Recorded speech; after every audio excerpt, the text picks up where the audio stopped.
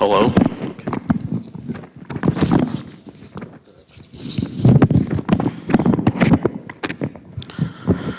Okay. Hopefully you can hear me now. As I was saying, we're putting our code on GitHub. And if you look on screen, you can see the link to the repository that we have set up, where we have our LUTEX library, which consists of the calculating LUTEX in several languages, and we have other methods that we're putting up later, like modified omega LUTEX, omega, and some others. So today, okay, we're going to go to here to this link. I've already gone there. Oh, this is Chunchi's. Oh, there's already Jupyter. Oh, okay. Okay. No, it's not working. Oh, it's not working? Website. Oh. HTML file. Oh. It doesn't have Jupyter. It doesn't have NumPy. It doesn't have Python in it. Okay. Okay, so this is what you're going to see when you go onto our repository. As you can see, this giant bold text, agreement and notice of credit. If you read through this, it just says that there is a form, an application. It's not an application, but it's just a form you have to fill out that kind of tells us that you agreed to give us, cite your sources with our work, right? So if you use LUTEX, reference the LUTEX paper, and so on and so forth. Give us some credit. So this is the agreement form. This just tells you what this says, and if you go into LUTEX UTA, you can see LUTEX. These are all just LUTEX. There's no other method, it's just LUTEX, and they're just written in different languages. So if I go into any one of these, I have code that I can either download via, where is it? Oh, I guess I have to go to it. You can either view the code here and copy it directly. You can, this button will copy the entire text of the file, or you can download it. I think you can download it. Yeah, download the file. So this is just some Python code, and here is the library. Let me zoom in. This is our function. It describes our function. It returns the LUTEX magnitude and the LUTEX vector. And it takes in the velocity gradient matrix. So instead of just kind of going by line and explaining to you what this is, I'm actually going to calculate LUTEX for you and probably just use this as a reference. And at the bottom here, you can see that if we run this file, if we run this, can you put the, yes, I can do that. Yes, let me do that.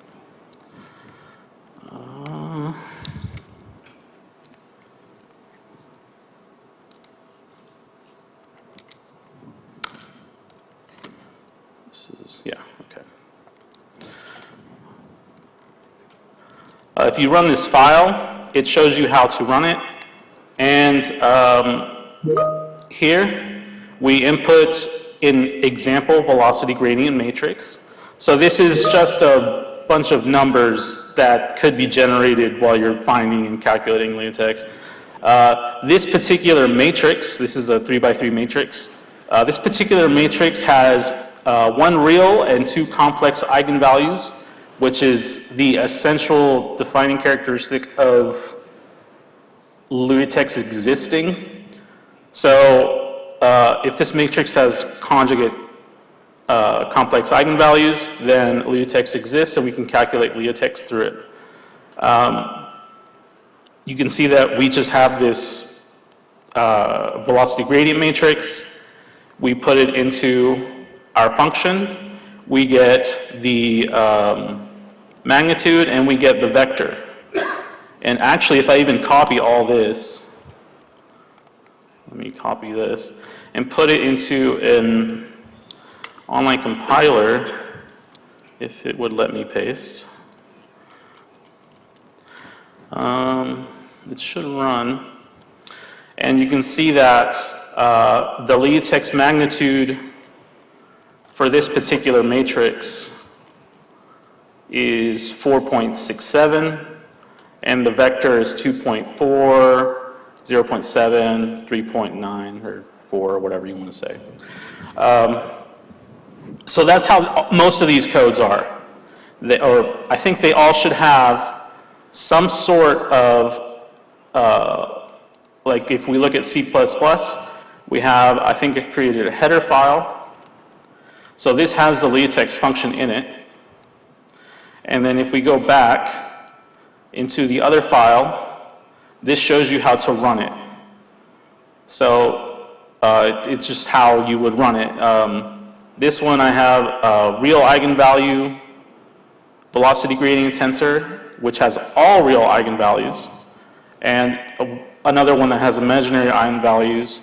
And what should happen is the one with real eigenvalues should return Leotex 0, which it does, and the imaginary eigenvalue should return something for Leotex, which it does. This computer does not have a C or C++ or Fortran compiler, so I can't really, show you this on here, but we can go through and quickly find Leotex using. We can use this same one.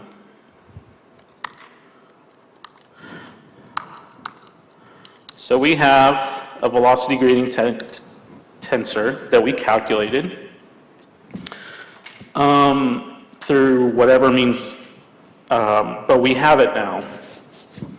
Let's calculate Leotex.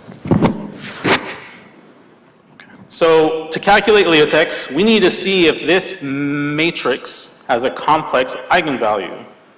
Because if it has a complex eigenvalue, then it has one real and two complex conjugate eigenvalues. So that's what I need to do first. I need to find the eigenvalues of this matrix. So I have looked it up. We're going to use NumPy because NumPy has a convenient library.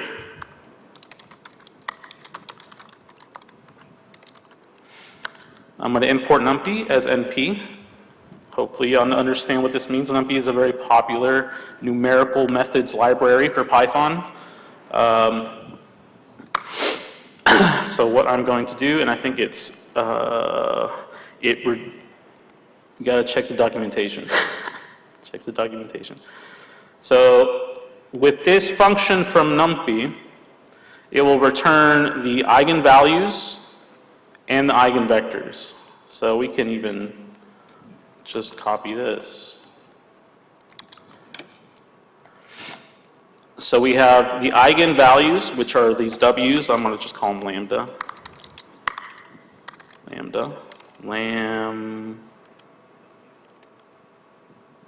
This doesn't look correct. Lambda. Oh, lambda is also a. It's also for lambda functions. Let's see if I can make this work. Lambda vowels. We'll call this lambda vex.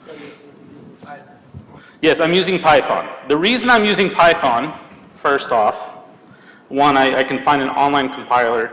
Two, another thing about my codes and that are online is that Fortran does not intrinsically have a library that calculates the eigenvalues and eigenvectors of a matrix. You either have to find the library yourself. There's like LASPAC, linear algebra pack. There's some libraries out there that you can use. You have to learn how to use them, obviously. Or you can write a method yourself to find the eigenvalues and eigenvectors of a matrix, of a 3x3 matrix. And for most of the codes, that's what I've done, is that I don't have a library for finding the eigenvalues and eigenvectors. What we do is we use numerical methods to find the eigenvalues and eigenvectors of the matrix. And with these numerical methods, there are some, numerical errors. There's different methods for finding the eigenvectors and eigenvalues of a matrix. So when we look at, yes? So what happens is that if the matrix is not well defined, like it has a bunch of zeros, for instance, like does it, will it error, will it tell you, Well, define it, what would happen that way? So if it's full of zeros, But for instance, all the C is zero, like it's a 2D flow, right? And it has zeros in the C. oh, zeros in the boundary? Yeah. Oh, yeah, okay, yeah. I have a simplified formula for that. So for 2D flow, so your velocity gradient matrix is just 2 by 2, right? Yeah. And I think I have like simplified. It should give you 0, right? If there's no, because you calculate the gradient, and that includes in the boundaries. Yeah. So in the boundaries, there's special method, like you can do forward or backwards difference to calculate the derivatives, the partial derivatives on the boundary. And obviously the ones that are coming from outside the boundary are 0, and well, whatever you get is what you get from those. As in, Will tell you it's zero, or will tell you, oh, there's an error here? well, it depends because it's on the boundary, right? So it's 0 at the boundary, but it's not 0 out here. So it's like we have a grid, and then for this whole row, the velocity is 0. But for here, it's not 0. So when we are looking at this point on the boundary, we're looking at this neighboring point, we're looking at this neighboring point, and we're also looking at this neighboring point. So if it just so happens that, we're in 3D, so there's like one out here. So, so there's another one coming out. If there is rotation, then it will show it. The closer you are to the boundary, yeah, there's zeros. So you might more likely get zeros there, but you're not getting an error, is what I'm saying. You're going to get what is calculated, which is what LuaTeX produces. If there's no rotation, if your matrix is not well defined, as in the determinant is equal 0, your numerical method that you use should be able to detect whether or not that is happening. Does that make sense? Like for our, In that case, we'll have a bunch of zeros, right? In the x direction, in the c direction, and perhaps only in the y direction from what you wrote, not zero. So it's Right. like And your so matrix what- is, you have zeros on the outside, right? Like this, and you have a 2 by 2 matrix in here. Let's say, yeah. oh, okay. And then for this case, we have a simplified formula for LuaTeX. Just But so then it will recognize that you have to go into the simplified formula. Well, Like if I'm applying direct are you asking if you're in 2 dimensions? Because this is 3 dimensions. 3 dimensions, yeah, to get a bunch of zeros. Oh, with a bunch of zeros. It's Okay. uniform in the V direction, right? Yeah, there has to be something there. so actually, like you have a real eigenvalue lambda r will be 0. Yeah. And if you still have rotation, which means these two are having complex. It's okay, just a zero real eigenvector and 2 complex, Complex. complex complicated eigenvector. So Conjugate. actually, it's the same. It's just lambda r equals to 0. So you just add a layer of 0, and again, you can still use that one, and you should get the same result for LuaTeX magnitude axis.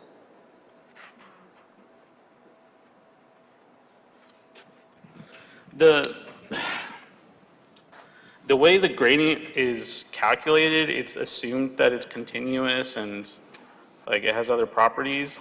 So if you have an ill-defined matrix, there's something else wrong. And then this is just for the 3x3 of the 3D case. The only thing that, because I have not run into any issues with any of the data that I have with boundary values. Yeah, because they all have their own velocity gradient matrix, which doesn't affect the others, because the others have their own velocity gradient matrix tensor, which are different, but similar. Does that answer the question, or am I just talking in circles? Completely, but I'll ask you later, yeah. Okay, we can talk later. We can talk later. Okay, so I need to find the eigenvalues and eigenvectors of this matrix, of our velocity gradient matrix. And if I wanted to, I could print these out and we could look at them and whatever. But we're going to have our eigenvalues and we're going to have our, why don't I just put that?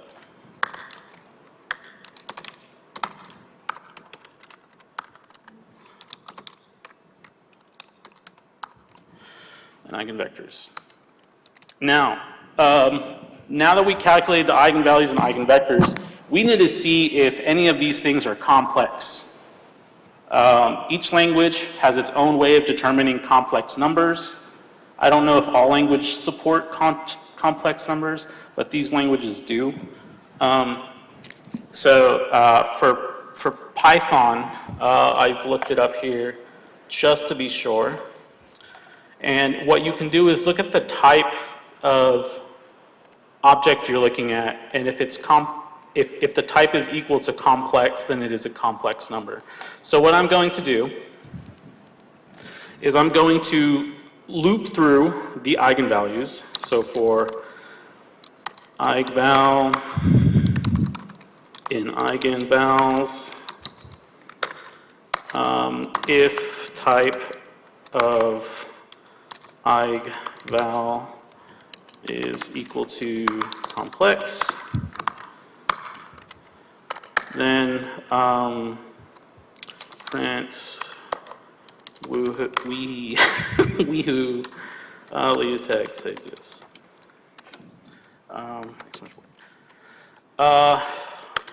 Otherwise, there's no LeoText. LeoText does not exist. So LeoText vector r, or r, is equal to 0. And the LeoText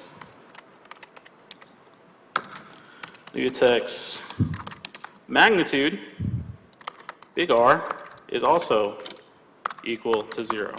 Seems the vector should be 0, 0, 0. Yeah, but I guess I have to initialize it, huh? Give me a second.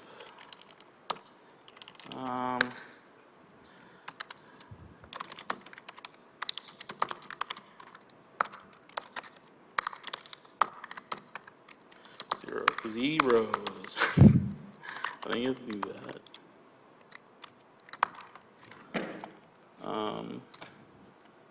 Let's see if this likes that. Yeah, okay. So this is this just generates a 3x3 matrix. I need a vector. Perfect. Okay.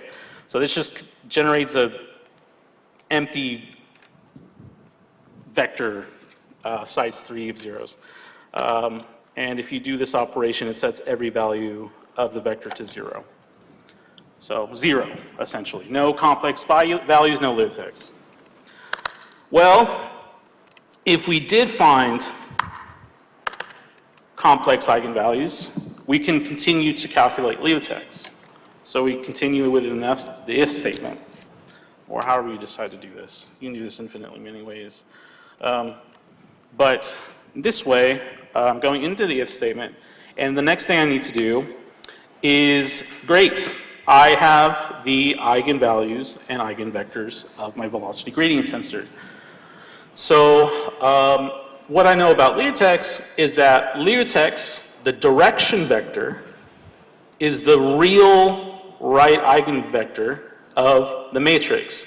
And if you look at the documentation, all these eigenvectors that are produced from the linear algebra library from NumPy produce the right eigenvector, which means that the eigenvectors to the right when you're finding it as opposed to the left.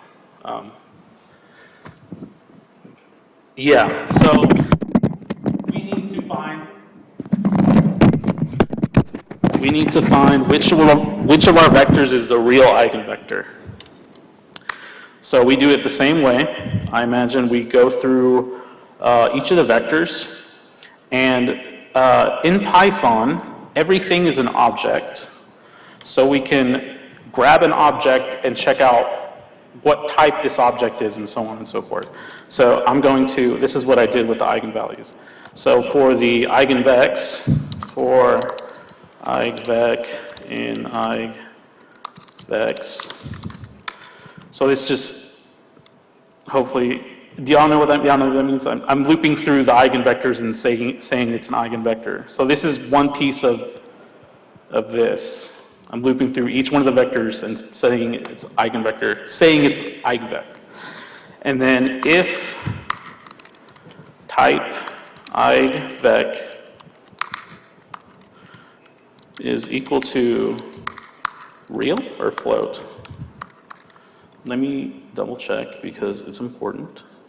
Check if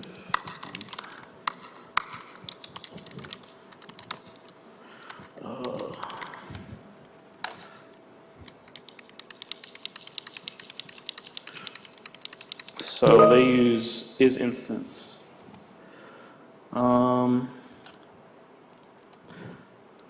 With numbers. I don't have to.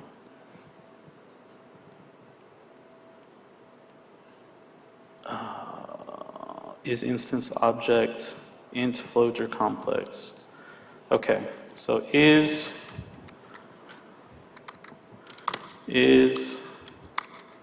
wait, what? Instance.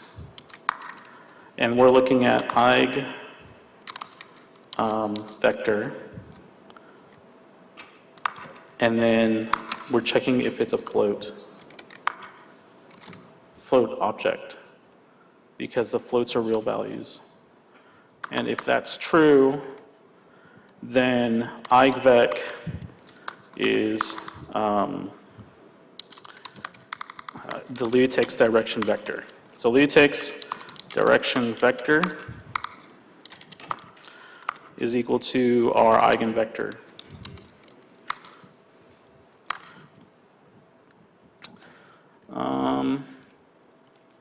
Is equal to our real eigenvector. And let's see if that yells at me. It does not yell at me, so we're good. Okay, so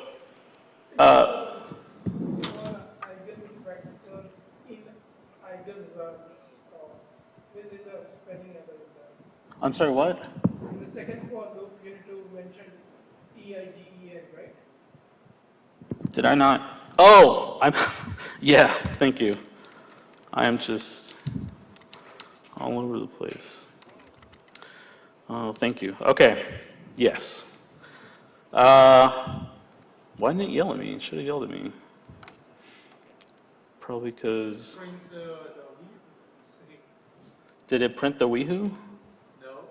Have you entered the form? Have you entered the matrix? Okay, it's there. Huh. This is not going.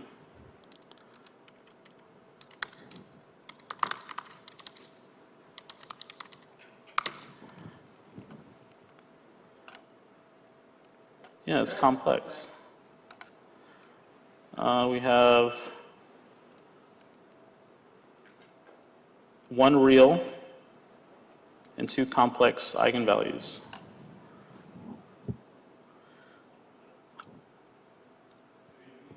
Oh, I have to loop through each of the eigenvalues. And if the first one is not, the first one's real, so it just assumes this and it's done.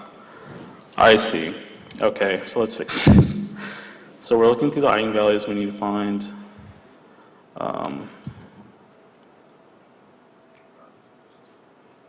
else. We'll just say complex eig found equals.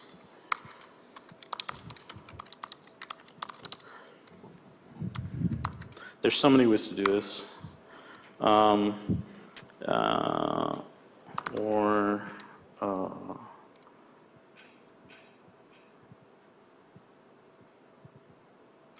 it would just be false.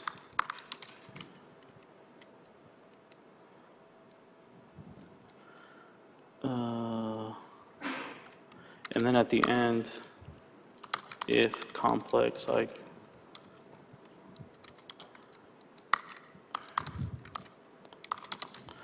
so if I did not find a complex eigenvalue, then Liutex is 0.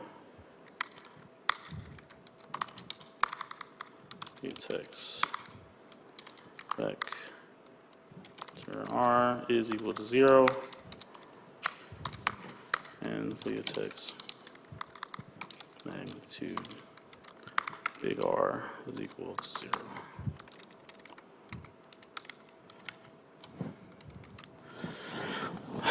Don't save it. Sorry, used to saving. Okay. Now what is it going to say? Perfect. Eigenerror. False? Yes, false.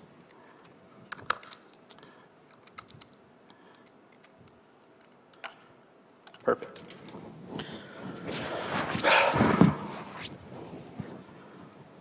Actually not perfect, because it didn't print weehoo.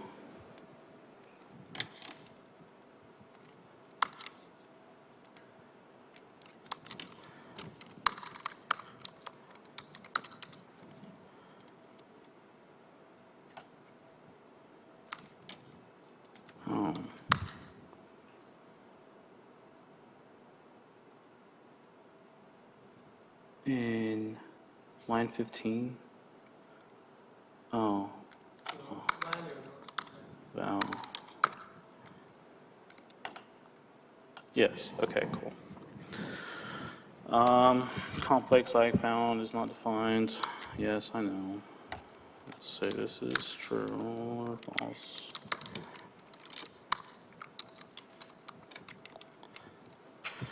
Okay, perfect. Okay, so what we can do is we found a complex eigenvalue we can break, and then we can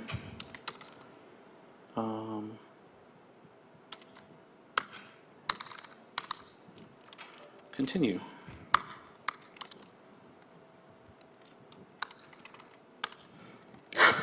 Sorry, this is coding.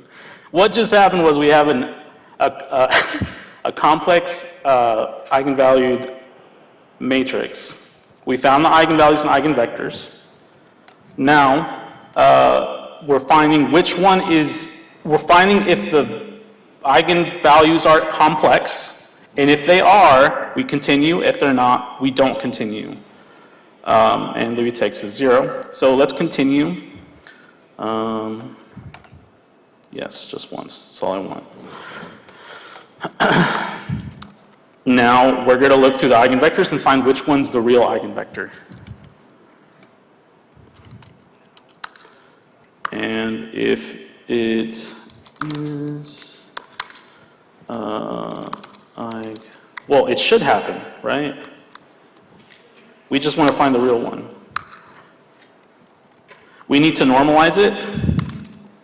So the direction vector is a normalized direction vector, so it's just, it's normalized, so I think it's...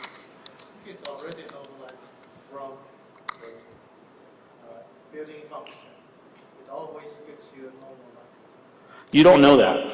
Let's check that. You can't guarantee that you're going to get Because in MATLAB, the first vector that you get, the first eigenvector that you get is the real eigenvector, and all the vectors are normalized.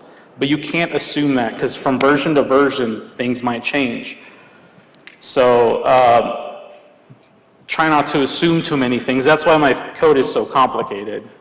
Well, it's not very complicated, but it looks complicated, because the weehoo. Okay, whatever. Continue. So we normalize it, just in case. And that's the eigenvec. Wait, np.lin alg norm eigenvec. We can also put determine whether omega.r is positive or not. Yeah, that's the next thing. Actually, we can determine that first, and if it's positive, you divide by the positive norm.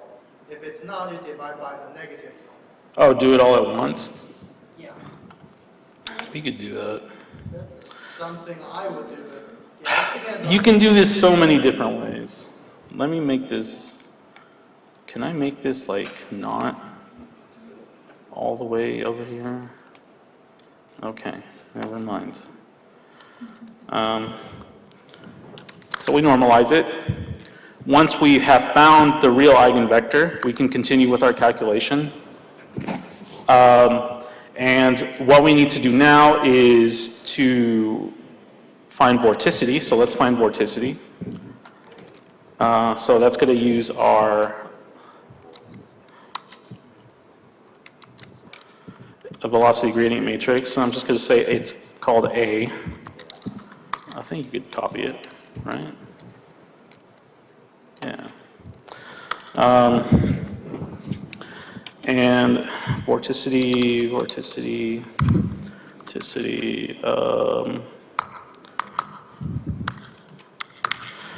The first value of vorticity is d. It's d u d z dv dz. So dv dz is 2, 3. So a 2, 3, which is 1 and 2, because this is a computer programming language, and then minus times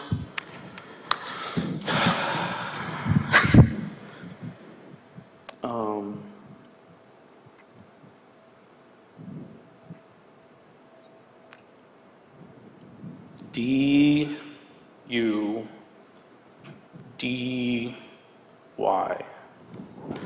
So that is 0, 1.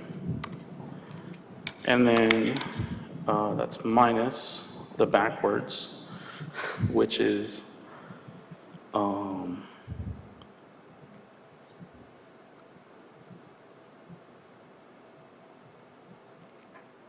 no, wait. Now I have to look it up. How do I not know vorticity? I don't have it memorized, but I can figure it out by hand. Boom, it's this. Yeah, I already messed it up. So it's this minus that. Where did you go? So it's the first one, which is dv dy minus, because it's the I, so it's I goes to d, z, d, what's the last one? dw, dy, dw, dy, dw,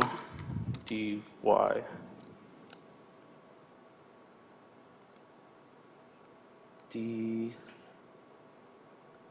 Oh, they have XYZ, XYZ. Okay, whatever. I'm just gonna look at this. So 2, 1 minus 1, 2. 2, 1 minus 1, 2. Yeah, 2, 1 minus 1, 2. And then 0, 2 minus 2, 0.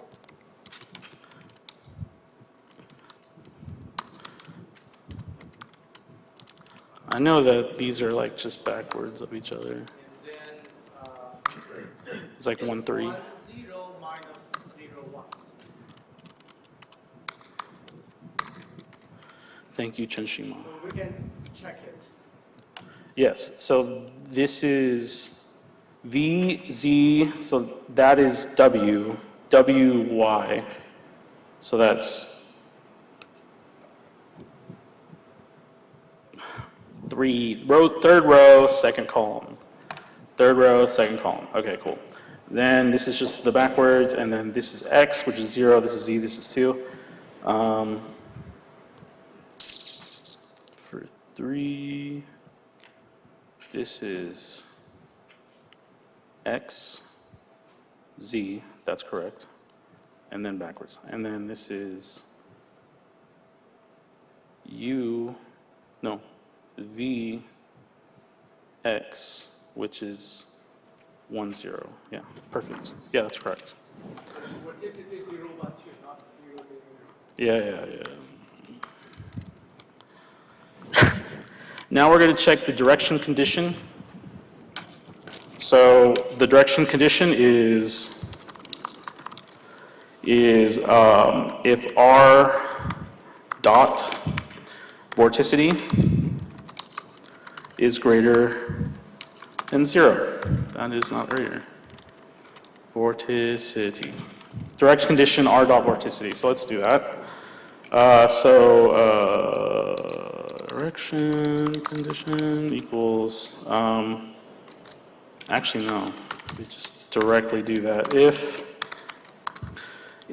np dot lin alg, that's right? No, it's just dot. Okay. R, which is our Lewis direction vector,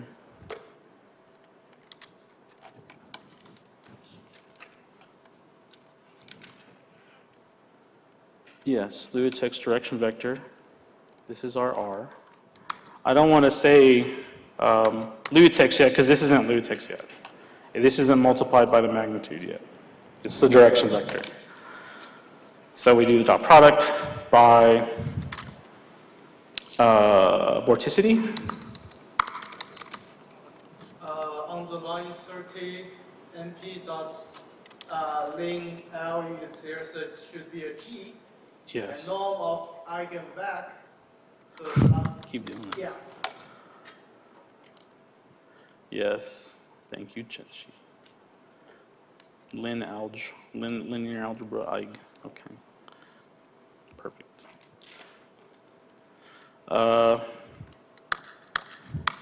And if it's greater than 0, then we keep the sign. We keep the direction sign. So nothing happens. Pass. Nothing happens. Else, Lewis, actually no, we have to say Lewis is equal to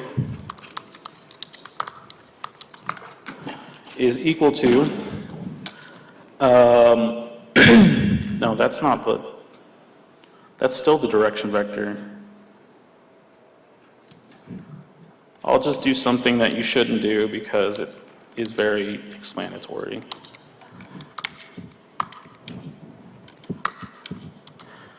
So if the dot product is greater than 0, we keep the same direction.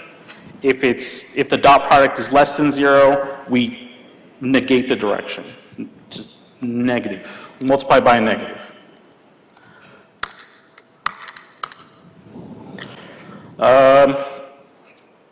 Now we need to find the Lewis magnitude.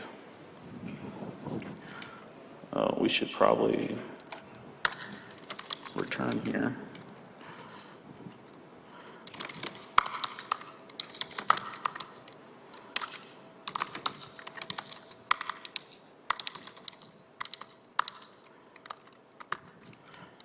Sorry, okay. We need to find the magnitude, and we have an explicit formula for that. So the Lewis magnitude is equal to the dot product of for R and vorticity. Is it vorticity in R? It doesn't matter. It doesn't matter. It does not matter. It doesn't matter.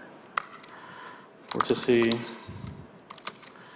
R, or R and vorticity, It whatever. doesn't matter.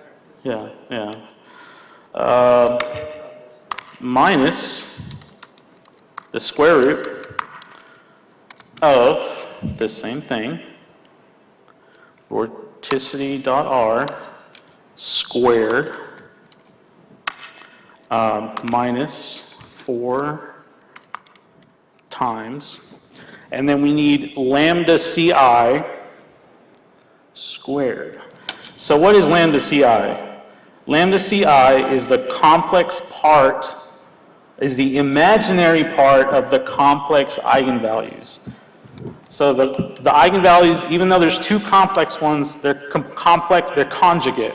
That means that the complex part is one's negative and one's positive. That's all that means. But they're the same value. So I just need the magnitude of the imaginary part of the imaginary part. So I need to get what are my imaginary eigenvalues. For eigenvalue in eigenvalues, complex eigenfound, I can say that our eigenvalue that's complex is lambda C is equal to our eigenvalue that we found. That is supposed to go another one. That is supposed to go here.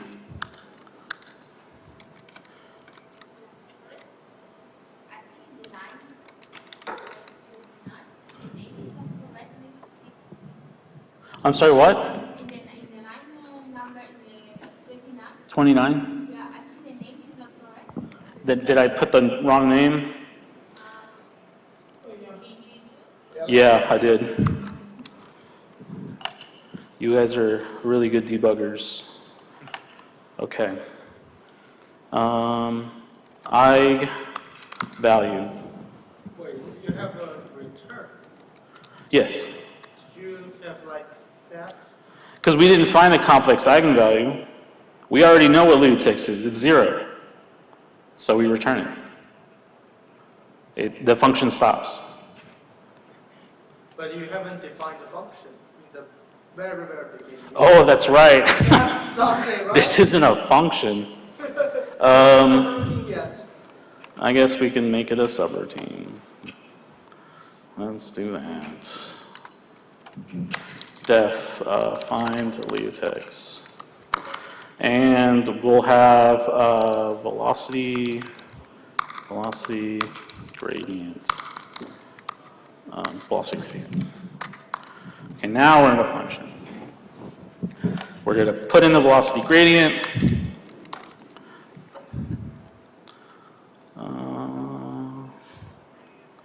Is that it? Is that all that where it was?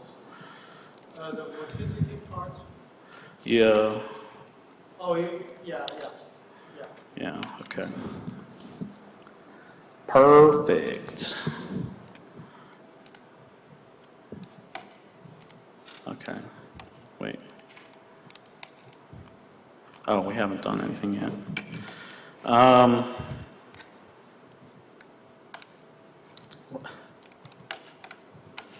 The magnitude is this formula, so 4 times, so we need the imaginary part of the complex eigenvalue.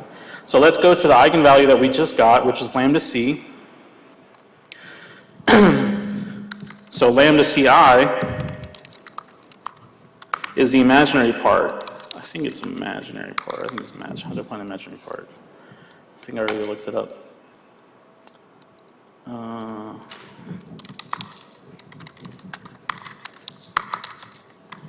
Complex number.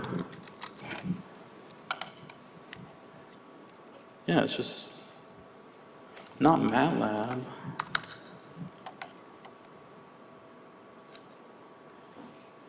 Oh, okay. So that just equals the imaginary part of our complex eigenvalue. And we need to get the absolute value because we don't care about the sign. We already took care of the sign. We just want the value. Now that I have lambda ci, I can multiply it. Lambda ci, and this is also squared. Yes. And that's it. We have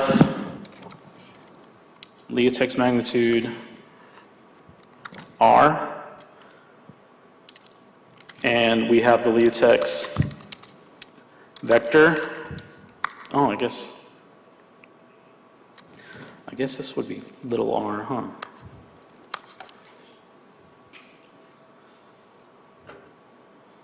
Yeah.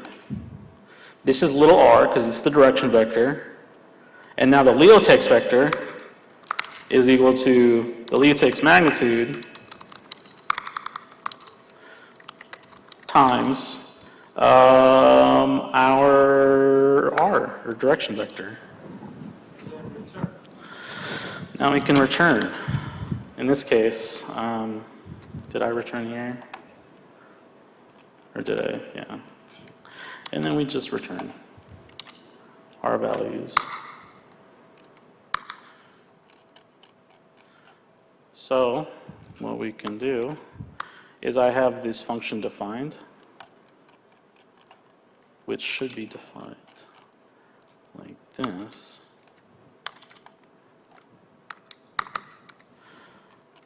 And now I'm going to run the code.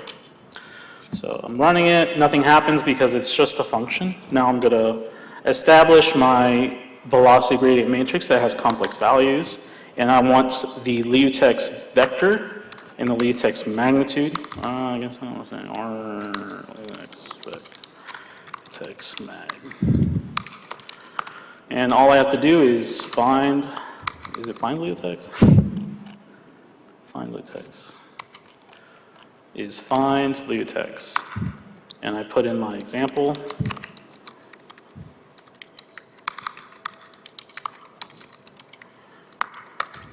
And then print my results.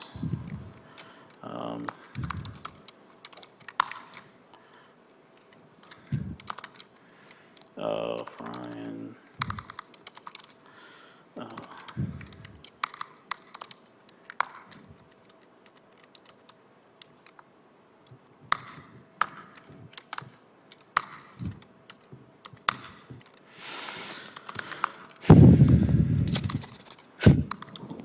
Sorry.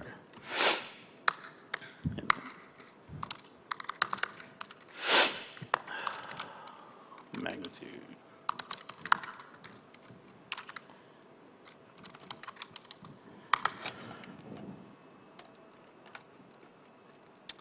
Float object is not iterable.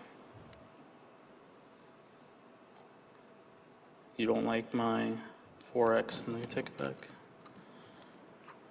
It's a vector. Oh. This should be this. This should be this.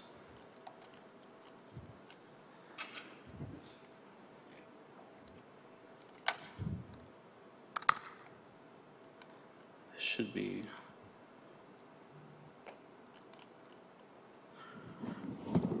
This should be R.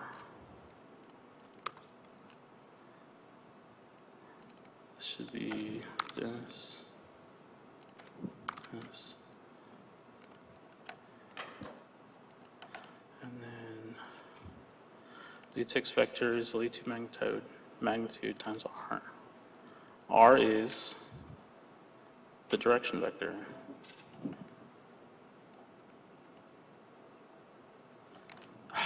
Fine.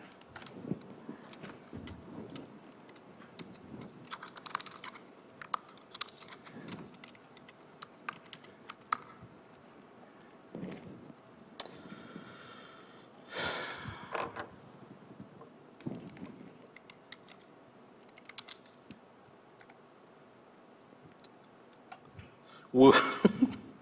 One What did I do? I said false. Oh, this is why. So I need to put this is true.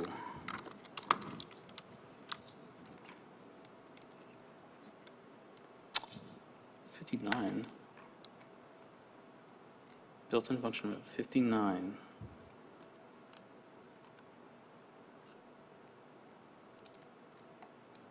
It's called find Lutex. Oh.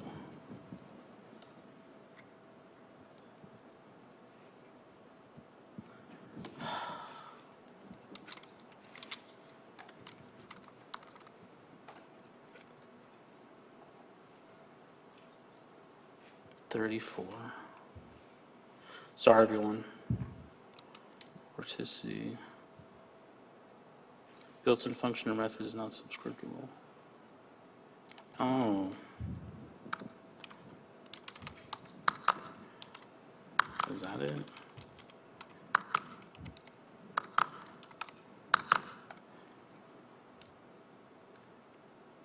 What is not subscriptable? Is it because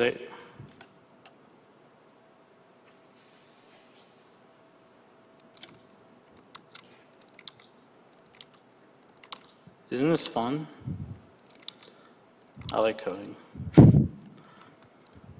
I do.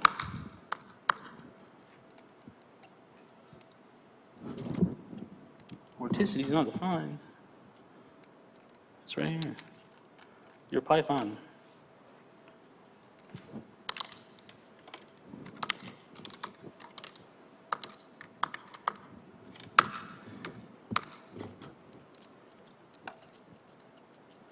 Whoa.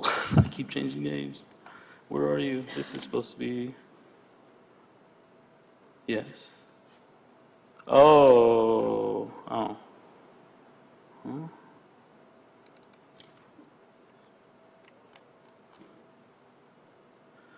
Mutex direction vector. And then 38. This one. For if instance, it should find one.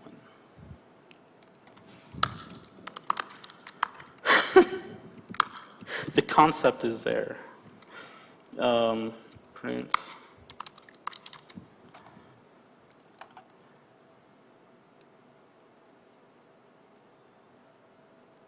It looks like it didn't find this. I have an idea. Type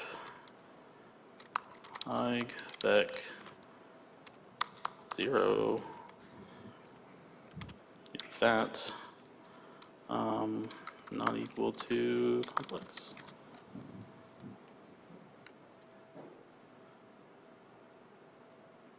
Yes. Got 'em. Okay. Sorry. Okay. Wait, why the Lutex magnitude is complex now? And the vector is also complex. Where are we? The final result. Lutex vector is complex. Why is it complex? Does it produce all complex? If even though, so that means we have to look at the complex values and see if they, yes. Even though this is a real number, it's still a complex number, but the j is 0. So I have to do for eigenvec and eigenvex, for val in eigvec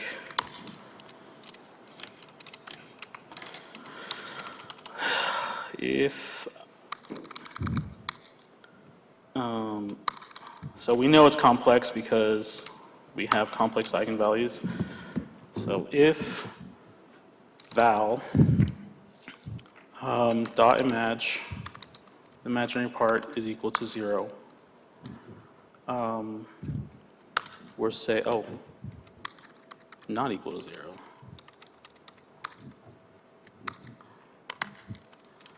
We pass, else we keep it.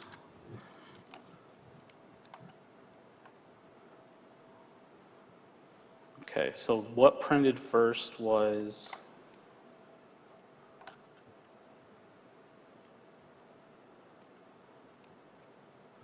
woohoo.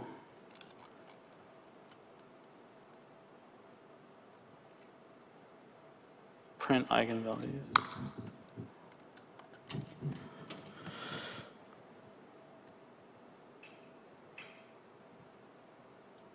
See, here's the real eigenvector right here.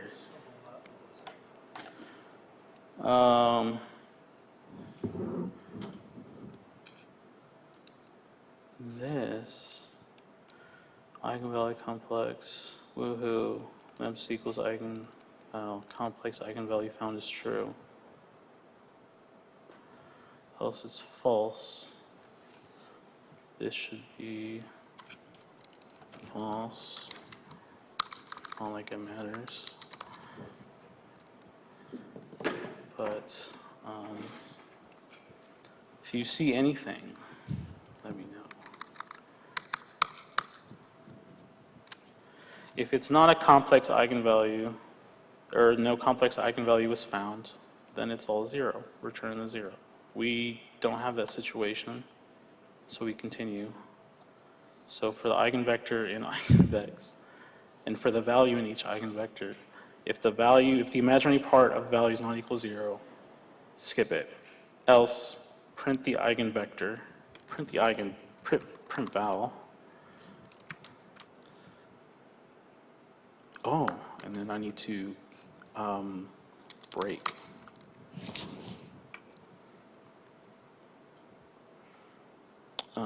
And then when I break,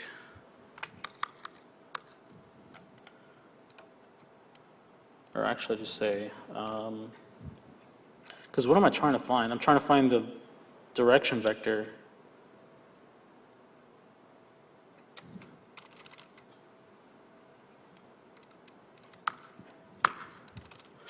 If the imaginary 0, good to go.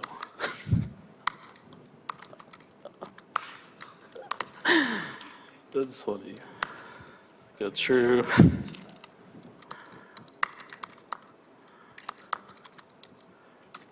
What is and? Is it true or if it's good to go, and it's true because because it's imaginary. We're still good to go because it's 0, because it's real. And the previous one was 0. If this is false, so this should be good to go. So true.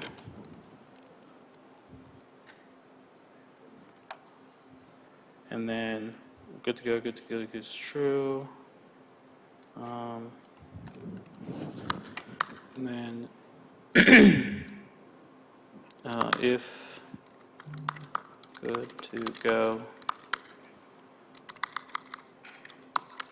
break.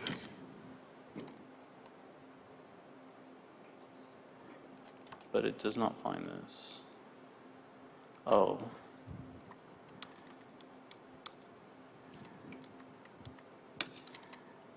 Oh my gosh. Now I'm just confusing myself. Okay, let's look at the code that I wrote when I wasn't on stage freaking out.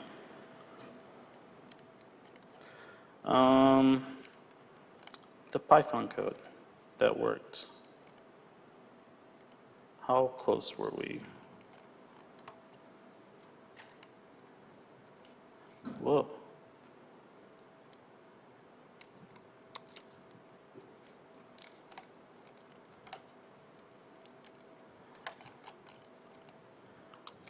That doesn't work. This works. So let's go through the working that actually works. So we have our velocity gradient tensor. We find the eigenvalues and eigenvectors. We find which one is the real eigenvector, or we check to see if it has complex eigenvalues. If it doesn't, we return 0. And then we look through each one of the eigenvalues to find the real one and imaginary one.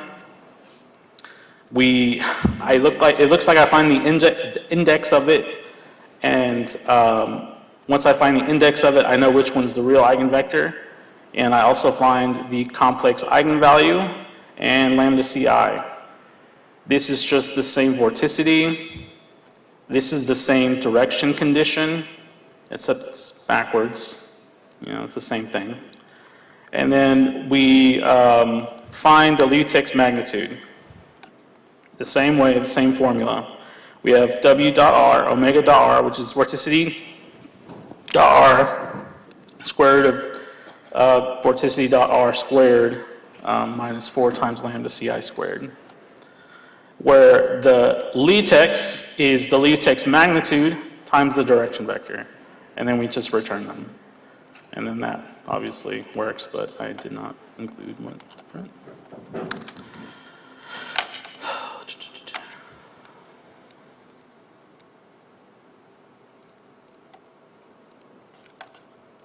Where is it? I did not include this part.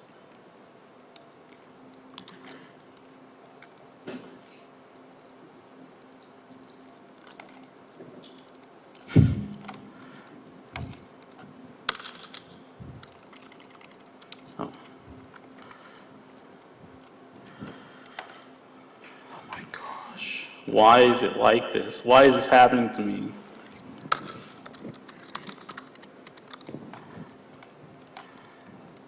Ta-da! It's the process that works. It's just the implementation. It gets pretty tricky. The main idea is find the eigenvalues. If complex, Liouville's exists. Find the real eigenvalue and real eigenvector, imaginary eigenvalue, and then calculate the magnitude, and you have the direction, which is the real eigenvalue of the velocity gradient tensor, if complex values exist. So your vector also need to normalize. The vector, you need to normalize the direction vector before you multiply it by the magnitude. Otherwise, you're going to get scaled results. Yeah.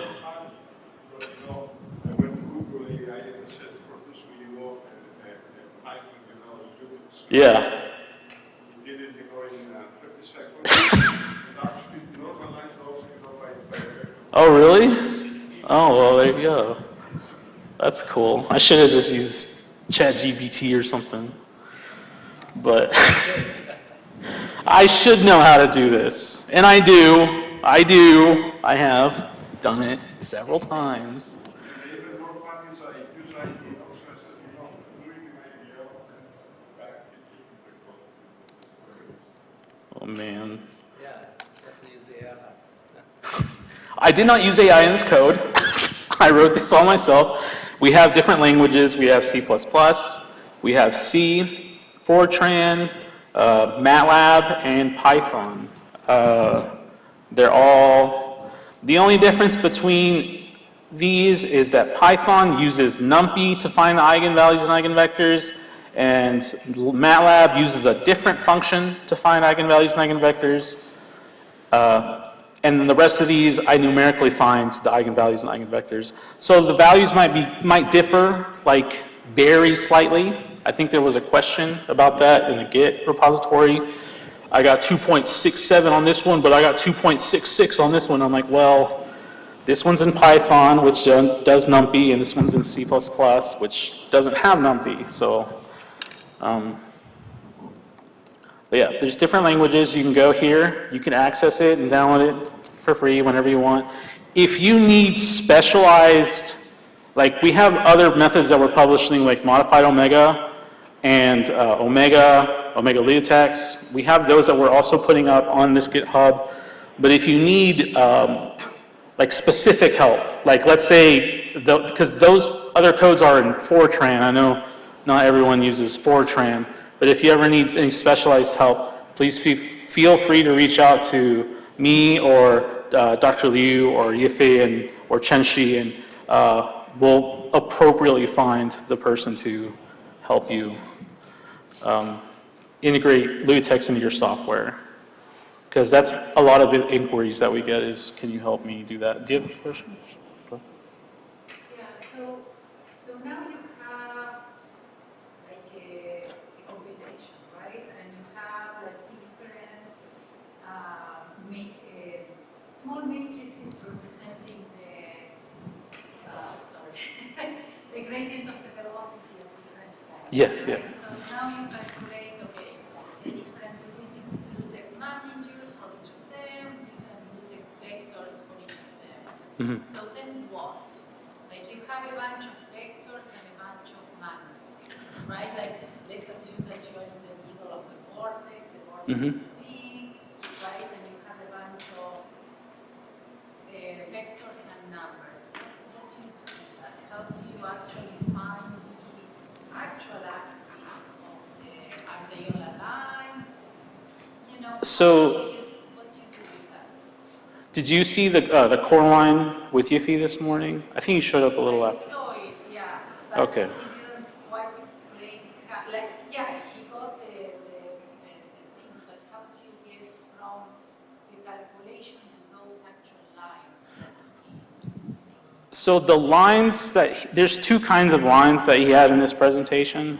Some were generated by TechPlot, the software, using its string trace tool. So what you could do is do the same thing, is get a string trace tool or an integration tool that creates these continuous lines from vectors, and use the Lutex vector instead of velocity vector, Okay. and plot your line, and that is what draws a Lutex line. So when we say Lutex line, we mean in layman terms, in easy way to understand is we use the string trace tool and use the components of Lutex and then draw a line that way. That's one way that he drew the smooth lines. The other method is, we're still working on it, but it's pretty developed. He's almost finished. He's done a really good job. Is we're trying to find the algorithm to find the core line. And the way we're doing it is we're finding points. So those points that we find at the center, those points that we find at the center, there's so many of them, they just kind of look like a line.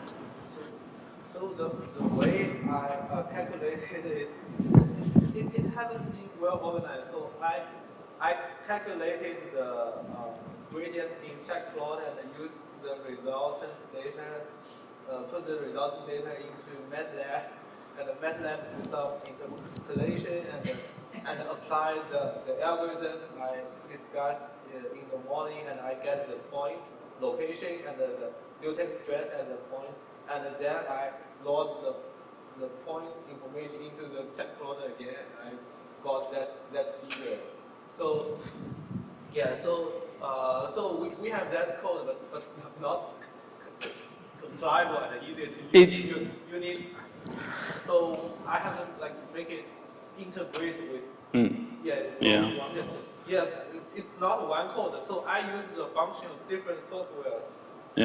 Because I found the gradient calculated by TechPlot is better, but I don't know how TechPlot calculates. It says first order, but I it's found the interpolation done by MATLAB is better, but MATLAB does not tell how it does interpolation. So I just different software do different job, and I then maybe write a Python to call TechPlot, call MATLAB. You could. I mean, Python has its own interpolation stuff. So maybe so that we can integrate the Yeah, so from what Yiffy said, he says, because we're in the research phase, right? We're doing the research. We don't have like, we can't go to adobe.com, download their cloud software, and next to Photoshop is LuTeX Coreline, you know, software. We have to figure out the method in any way that we possibly can with as many tools that we need to form a cohesive, that's what we're doing now, is we're forming a cohesive algorithm.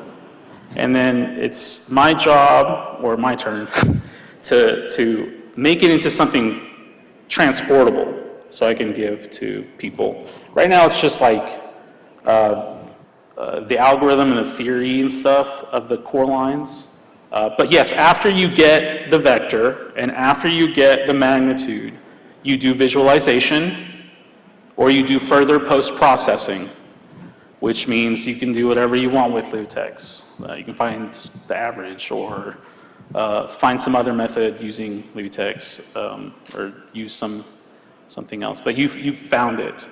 You can go to ParaView, you can go to TechPlot, you can go to ANSYS, whatever you're using, and plot the magnitude that you want to see, and you'll see your contour. Yeah, but then it's the same, you know, as you mentioned this morning, it's the same as animations, right? Like when you plot the magnitude, there's not much difference, right? And then if you plot the vectors, and it's the same as moving on the flow almost. So again, right, like I want to get something like equal. We all want what Yiffy has. I do. She wants the core line code. Yeah, of course I can give you, but like maybe that's I need to prepare a detailed manual.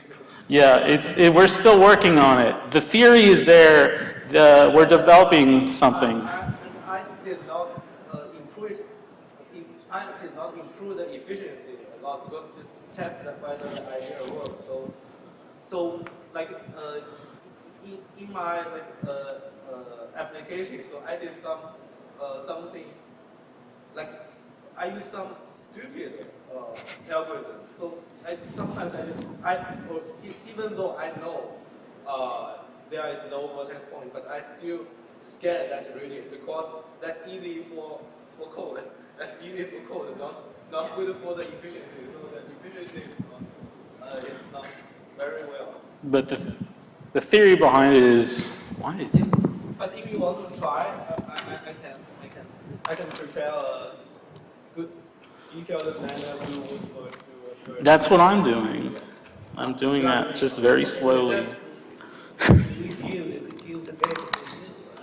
I know. I know. Sorry. Different software. Yeah. yeah, like integrate the Different software. Like you'll get an ISO surface, and the core line is the center max points of this, because this green is like, let's say 2, LuTeX magnitude of 2. You plot that on your contour, and then let's say it gets bigger. Now in here it's 3. And then in the red, there's just one point where it's red, and it's like 8. And we need to find these local points as close as we can to each other. And this is how we find the core line. That's the main idea behind finding the core line. Doing that is a process in itself, and that's where you have the plane that you make that Yifei has shown, X top, X right, X left, X bottom, and you look at the point that you're at. So let's say you're at this node, and you're going to look here, you're going to look here, you're going to look here, you're going to look here, and you're going to say, is this point bigger than this point? If it is, go to this point. Now that we're at this point, we're going to look here, look here, look down here. Well, we don't have to look down there, but look up here. And this distance D is defined by you, and it's defined by your mesh. So like, let's say our mesh is like that. Then let's say this distance is, let's say this is 100. Well, I want my little d to be something smaller than my giant grid, right? I want to be as refined as possible, so I'm going to make it smaller. I want to make this like 1 or something. That way, I'm not looking at the next node on my grid. I'm looking within this undefined space. And to do that, we use the neighboring grid points to interpolate the value of this point. So using the distance from each node. That's interpolation. But that's the process and the idea behind the core line. So if you find a way to do this, you are more than welcome to. We are trying to do this. So yeah, I think what Iffy has is a great idea, but we just have not developed the software yet. We have something. This has been used on experimental flow field data. For example, yes, all of the experimental data. Yes, that is, we've done LUTEX and we've used these algorithms of LUTEX for the, are you talking about the core line or are you talking about LUTEX in general? Dan.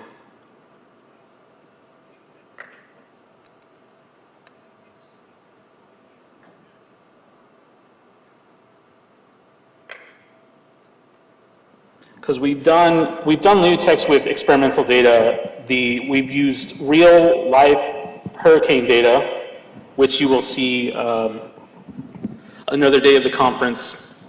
Dr. Sim Aberson is presenting our research with hurricanes using real hurricane data. Yes, yeah, all the time. All of the images that you see from us of the DNS data, that's all LUTEX.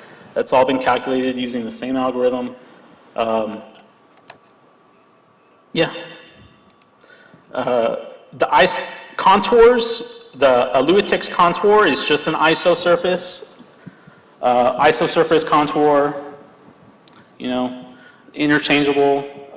Contour is just like a word for color surface, and then isosurface is more technical. Okay, he's put thumbs up. Okay, are there any questions? You tried this with different types of flows. I mean, because you're doing with boundary layer flows, right? With what? You're working right now with boundary layer flows, right? Well, Have you tried with channel flow or any other flow? it's not really dependent on like the flow, as long as there are turbulent. It will work. Huh? So it will work with all types of. It should, right? Because all you need is a velocity field. It depends. Like if your mesh is so coarse that you cannot determine like if there's rotation, well, there's something wrong with the mesh. But like in general, you just need the velocity field, and then you should be able to get LUTEX from that information. Well, I believe you have LUTEX in the GitHub, right? Yeah. And where she wants to use, do you have core line code in the GitHub? That's yeah, well, we don't have. Yeah, we don't have it So yet. that's why I asked you to help the event.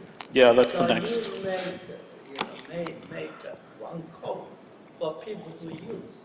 I understand that right now it's not efficient. Second, you use several software, like Techplot and MATLAB, but they need this one code. Yeah. That's what. What you got? Well, you can, use other software. You link it to other software, but it shouldn't be usable. Yeah. You can download and run them. That's my That's plan. what they need. Exactly. I just need to properly learn every aspect of his algorithm. As I said, yeah, if we Then can. that code can be correlated together. I mean, you can work by Python in that. Oh, yeah, of course, And yeah. connect the server directly. So The, the, you can merge that. the issue is our DNS data is really large, Yeah. and we have like, not just the grid itself, but we have time steps in multiple drives of terabytes. If needed, you can script, write Python script to operate. Yeah, I know. But what I'm saying is, yeah, it would be slow. It would be slow.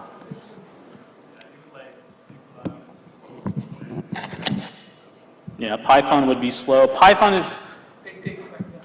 yeah, Python is also a little slow. You cannot do. You will never get it. It will take forever. Yeah, it will take forever. What I have for Um, online yeah, so I know this is kind of rushed, kind of impromptu, kind of improvised lesson here. But if you have any questions, please feel free to talk to me, email me. Let me put my email. That's not it. That's not it either. Yeah, they can ask you. You can email me, or you can find Yifei or Chenshi's or Dr. Liu's email, and they'll talk to me, and we'll get a custom solution if we can help. We don't know everything, okay? But we can certainly try to help integrate it into whatever you're doing. Yeah, well, I think that is a time. Yeah, Okay. yeah, they are, should needs now. Oh, yeah. We have section for the speakers. Where's the reception Yeah, for the speakers? well, the students, we can, when you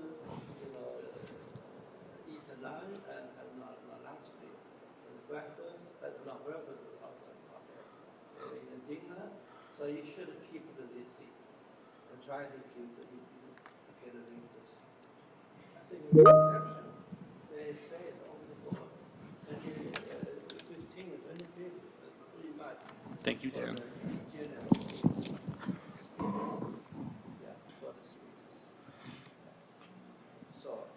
So I just say it's better for them. So where's the reception? This is in the hotel.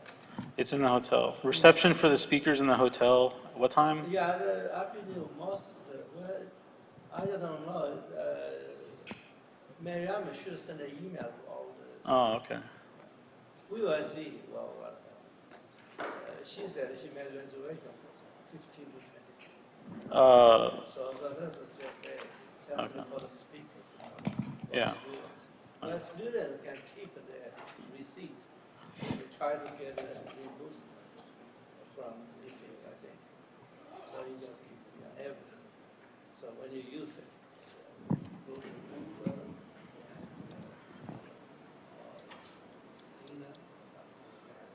keep the receipts. Okay? Anything else? Any questions or anything? Thank you. Yeah.